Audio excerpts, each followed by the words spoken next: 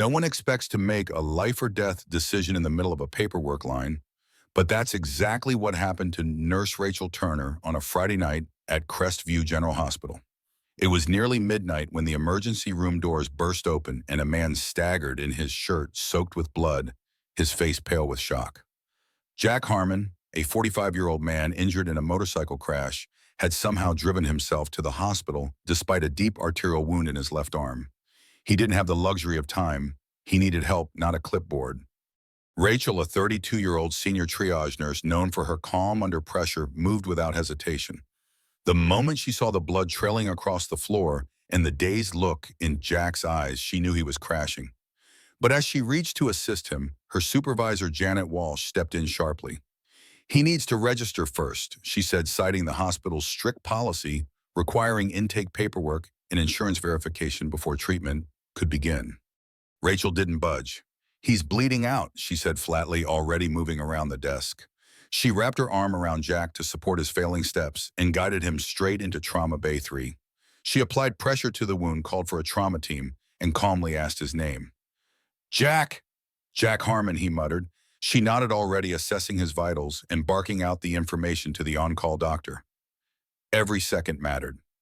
Dr. Patel, the attending physician, arrived moments later and quickly confirmed Rachel's judgment. "Good catch, Rachel," he said, prepping Jack for emergency surgery. 5 more minutes and he wouldn't be here. But even as she focused on stabilizing the patient, Rachel knew she had just crossed a line, her third strike against the hospital's no-exception policy. As Jack was wheeled away to the operating room, he grabbed Rachel's hand and whispered, "You saved my life. Thank you." She gave a reassuring smile. "Just focus on healing. That's thanks enough." But in her heart, Rachel knew the real cost of doing the right thing might come soon. Janet was already on the phone, and security had begun quietly gathering near the trauma bay. Rachel Turner had made her choice. She had broken the rules, but she had saved a man's life. And deep down, she knew no protocol was worth more than that. Rachel Turner didn't sleep the night after she saved Jack Harmon's life. While he was in surgery, she stayed close to the trauma unit, waiting for any updates. She knew what she'd done violated hospital policy for the third time, but she also knew what would have happened if she hadn't acted. Jack would have bled out on the emergency room floor while someone asked for his insurance card. To her, it wasn't a difficult decision. It was the only decision a nurse could make with a conscience. The following morning, Rachel was summoned to the hospital administrator's office. She walked in still wearing the same bloodstained scrubs from the night before. Sitting behind the desk was Robert Chen, Crest View General's chief administrator, flanked by her supervisor, Janet Walsh. Janet had a thick folder open on the table. Rachel could see her name on the tab. She knew this wasn't a warning. It was a reckoning. Ms. Turner, Chen began coldly, "You've been called here regarding a serious violation of hospital protocol. This is your third documented breach." Rachel stood tall, refusing to apologize for doing her job. "That patient was hemorrhaging from a severed artery. If I had waited for intake paperwork, he would have died." Chen's tone remained clinical. "That is not your decision to make. Protocol exists to protect the hospital from liability, from chaos, and from uninformed decision-making. You are not authorized to override it." Rachel glanced toward Janet, who looked both smug and slightly nervous. "So paperwork takes precedence over saving a life now?" Rachel asked, her voice tight but measured. "You were warned twice before," Janet said sharply. "Your personal judgment does not outweigh the hospital's legal obligations." Despite their words, Rachel could see the discomfort behind Chen's eyes. He was towing a line, repeating what the legal team likely advised, but that didn't make the outcome any less devastating. Effective immediately, Chen announced your employment with Crest View General Hospital is terminated. Rachel didn't flinch. She stood, nodded once, and walked out of the room with the same calm she used to stop arterial bleeding. But her world was beginning to spin. She had no job, no severance, no legal defense lined up, all because she made a choice to act like a nurse instead of a bureaucrat. What she didn't yet know was that her actions had not gone unnoticed. News of her termination spread quickly through the emergency department. Within hours, the nurses' break room had become a war room. Rachel's closest colleague, Sarah Kim, immediately started collecting incident reports of similar cases where patient care had been delayed due to strict protocol enforcement. She did what every good nurse wishes they could do, Sarah said to a growing circle of frustrated coworkers. She put the patient first. Doctors, too, began to murmur their discontent. Dr. Patel, the attending physician who helped save Jack Harmon, submitted a formal statement to hospital leadership. Nurse Turner made the only medically appropriate decision in a critical situation. Her dismissal is not only unjust, it's dangerous. The administration tried to contain the story, but it was too late. The staff was talking, the union was alerted, and then came the moment that would change everything. Jack Harmon woke up. Still weak from surgery, Jack asked the first nurse he saw about the woman who had saved him. When he was told she'd been fired for treating him without permission, he stared in stunned silence. Then he picked up the phone and made a call to his daughter, Captain Jessica Harmon, a decorated officer in the United States Marine Corps. Jessica was overseas at the time, but within hours she was on a flight home. Her father's story enraged her not just because of his near-death experience, but because the woman who had helped him was being punished for it. She didn't know who he was, Jessica would later say to the press. But she didn't need to. She saw a human being in danger and stepped up when others hesitated. That's a hero in my book. As Rachel sat at home trying to decide what to do next, her phone buzzed again and again with messages of support from fellow nurses and even former patients. Though she had been terminated, she was far from alone. What began as a quiet act of defiance in one hospital trauma bay was now becoming something bigger, something louder. Rachel Turner hadn't just broken protocol, she had sparked a movement, and the hospital that fired her was about to face a storm it never expected. Rachel Turner sat at her small kitchen table surrounded by silence. Her phone buzzed endlessly, but she couldn't bring herself to answer. The reality of her termination had settled in like a storm cloud, thick, heavy, and suffocating. Despite saving a man's life, she had been fired. Her career, 8 years of grueling nights, compassion, and sacrifice, had been stripped away for doing what she believed was right. She had no idea that beyond her quiet apartment walls, a wave of support was already building, led by someone whose life she had unknowingly changed forever. Jack Harmon had survived his emergency surgery, stabilized in the ICU, and was recovering steadily. But when he learned that the nurse who had acted so quickly to save his life had been fired for breaking hospital protocol, his reaction was swift and visceral. "That woman saved my life," he said, gripping the bed rails with trembling hands. "And they punished her for it." He demanded his phone and made a call, one that would ignite a chain of events no hospital administrator could have anticipated. Captain Jessica Harmon, Jack's daughter, was stationed overseas when she got the call. A decorated officer in the United States Marine Corps, Jessica had served multiple tours and was known for her calm under fire. But nothing prepared her for the rage she felt upon hearing what had happened to her father and to the nurse who saved him. By the time she landed back in San Diego 24 hours later, she had already mobilized dozens of fellow Marines and reached out to veteran networks across the country.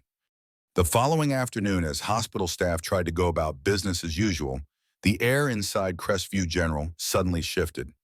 First, 2 Marines in dress blues appeared in the lobby, then 4, then 10. By the top of the hour, over 30 Marines stood silently, shoulder to shoulder, forming a wall of solemn resolve just inside the front entrance. They didn't shout, they didn't protest. They simply stood polished and proud, sending a message that needed no words. You do not dishonor those who save our own. Captain Jessica Harmon arrived shortly after, flanked by senior officers and Marine veterans from all branches. She stepped forward and addressed the stunned reception desk with calm authority. "We're here to honor Nurse Rachel Turner," she said, her voice ringing across the polished tile floor. "She exemplified the values we hold sacred: courage, honor, and selfless service. And we will not stand silently while she is punished for doing what was right." Within minutes, the lobby was filled with more than Marines. Local veterans arrived in uniform, some in wheelchairs, others with canes and service dogs. Family members, hospital staff, and even patients trickled in, drawn by the sight. The press followed soon after. Camera crews swarmed the front doors, capturing the rare and powerful image of Marines in the full dress, standing at attention inside a civilian hospital, not in protest but in defense of principle. Rachel, watching it unfold on her television screen at home, felt overwhelmed. She covered her mouth with both hands, tears slipping down her cheeks. She had never asked for this. All she had done was help a man who was dying. But the message was clear now. She hadn't just saved Jack Harmon. She had inspired something far greater. Back at the hospital, the administration was scrambling.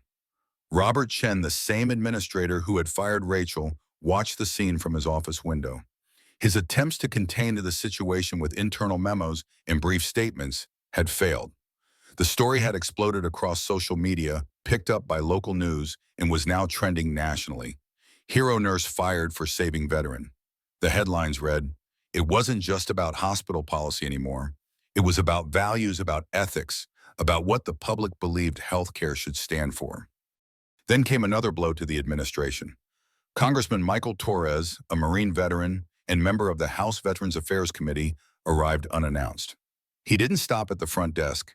He walked straight through the Marines, greeted Captain Harmon with a firm handshake, and then turned to the press.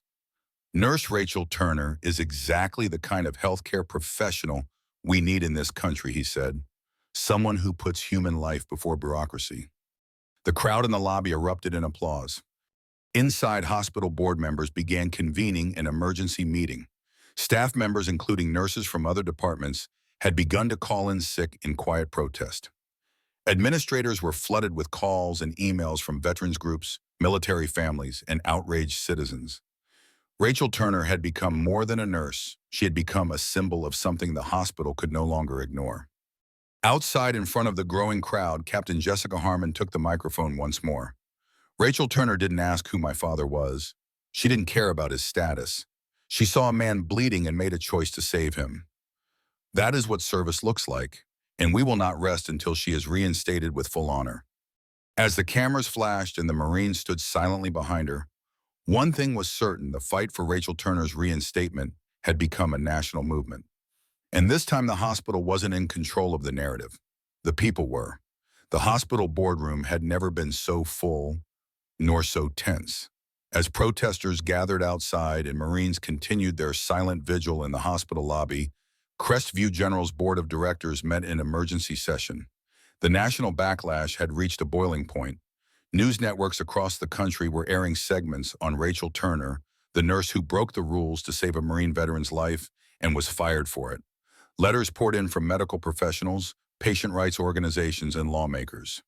And now a former Navy surgeon, Dr. Patricia Williams, who chaired the hospital's board, found herself at the center of a crisis that was shaking the very foundation of their institution. Dr. Williams called the room to order, her voice firm but calm. A decorated veteran herself, she understood both the rigid necessity of protocols and the undeniable weight of moral judgment in the moment. "We have to face the reality of where we are," she began. "Our reputation is in freefall. Major donors are threatening to withdraw. Patients are canceling appointments. Staff morale is crumbling.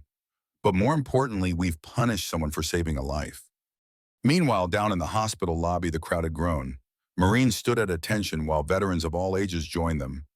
Some holding signs that read, "Compassion over protocol," and "Rachel Turner saved a life, now let's save her job." Press cameras captured every angle. Congressman Michael Torres was giving a live interview outside, demanding answers. And inside her apartment, Rachel watched with a strange mix of disbelief and humility. She hadn't asked for a movement, but now one had her name on it. Back in the boardroom, Dr. Williams continued, "I've reviewed the medical documentation, the timeline, and the eyewitness accounts. Nurse Turner made the correct clinical decision. Her patient was in critical condition and required immediate intervention. What she did wasn't just reasonable, it was heroic." There was a brief silence around the table before murmurs of agreement followed. A few board members tried to raise concerns about precedent and liability, but they were quickly overruled. "What's more dangerous," Dr. Williams countered, "is creating a culture where nurses are afraid to act in emergencies because of fear of punishment." The vote was unanimous. 2 hours later, as the media and crowd continued to hold vigil outside the hospital, Dr. Williams and Administrator Robert Chen walked into the main lobby, now standing room only. Rachel had been invited back and stood surrounded by Marines, fellow nurses, and members of the public who had come to support her. Jessica Harmon stood beside her in full-dress uniform, arms crossed, expression fierce. Dr. Williams stepped up to the microphone set up for the press. "We've called this conference to publicly address the matter of Nurse Rachel Turner," she said, her voice unwavering. "After a thorough review, the board of directors has unanimously voted to reinstate Nurse Turner to her position at Crest View General Hospital, effective immediately. The crowd erupted into applause, and for the first time in days, Rachel felt her breath return. But Dr. Williams wasn't finished. In addition, she continued, and Ms. Turner will be promoted to the role of nursing supervisor in recognition of her outstanding judgment, her commitment to patient care, and her courage under pressure. Gasps swept the room. Cameras flashed. Rachel blinked, stunned.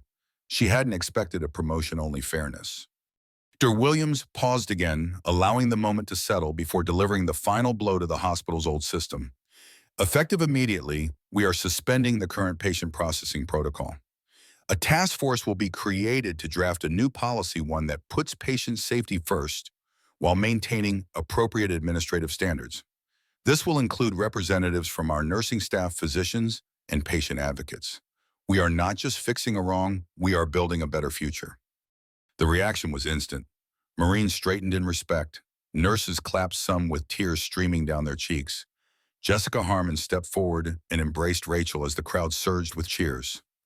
Rachel took the microphone briefly. Her voice trembled but held steady. "This isn't just a win for me. It's a win for every nurse who's ever had to choose between their training and a policy. It's a reminder that doing the right thing should never cost you your job, and that in medicine, people must always come before paperwork." What had started as a quiet act of defiance had grown into a national conversation, and now into real institutional change. Rachel Turner wasn't just back at work. She had changed how her hospital and possibly many others would approach emergency care from that day forward. 5 years after she was fired for saving a man's life, Rachel Turner stood once again in the very trauma bay where it all began, but this time not as a nurse under fire, but as Chief Nursing Officer of Crest View General Hospital. The room had been renamed the Jack Harmon Emergency Treatment Center, honoring the Marine veteran whose near-death experience had changed everything. What started as one woman's decision to break protocol for the sake of a bleeding stranger had grown into a nationwide movement, one that reshaped the culture of healthcare from the inside out. Rachel's story became a national case study in nursing schools and healthcare policy circles. Her courage sparked federal legislation protecting medical professionals who act in good faith during emergencies. A foundation bearing her name now funds scholarships for future nurses who vow to put patients first. And across hospitals nationwide, the once rigid walls of bureaucracy have started to shift slowly but meaningfully toward a model of compassion-led care. Rachel never sought fame. She simply followed the instincts that had guided her through every shift, every late night, every decision she made with a stethoscope in hand and a patient before her. But her courage proved that one voice, one act of defiance can create lasting change, especially when it's rooted in compassion. And maybe that's the lesson we all need to hear today. Sometimes doing the right thing means standing alone at first. But when you lead with courage, others follow. When you choose compassion over compliance, the world notices. If this story moved you, let us know what it meant to you in the comments. What does courage look like in your life? Share your thoughts, and if you believe in honoring those who put people before policy, subscribe to the channel for more stories that inspire real change and remind us all what truly matters.